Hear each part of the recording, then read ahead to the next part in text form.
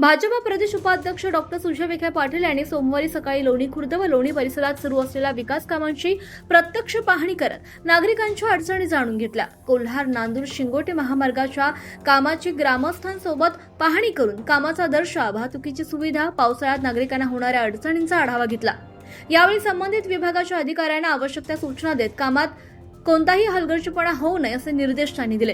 लोणी खुर्द येथे सुरू असलेल्या महामार्गाचा आणि गटर बांधकामाचा सुद्धा त्यांनी ग्रामस्थांसोबत पाहणी केली। नागरिकांनी मांडलेल्या विविध समस्या आणि सूचनांची दखल घेत संबंधित अधिकाऱ्यांना तातडीने कार्यवाही करण्याच्या सूचना देण्यात आल्या। यावेळी भर पावसातही डॉक्टर सुजय विखे पाटील यांनी लोणी येथील एका पंक्चर दुकानातच जनता दरबार भरवला। मतदारसंघासह जिल्ह्याच्या विविध भागातून आलेल्या नागरिकांनी निवेदनाच्या माध्यमातून आपल्या समस्या मांडल्या। प्रत्येकाचं म्हणणं शांतपणे ऐकून संबंधित विभागाशी संपर्क साधत प्रश्न मार्गी लावण्यासाठी त्यांनी तात्काळ सूचनाही दिल्या।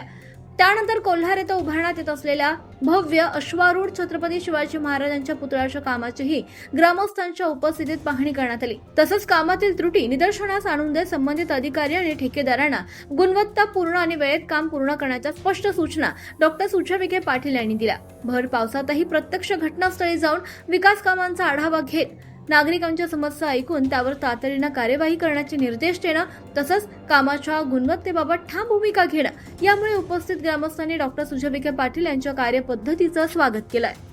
आवाज जनतेचा, लढा सर्वसामान्य जनतेच्या न्याय हक्कांसाठी।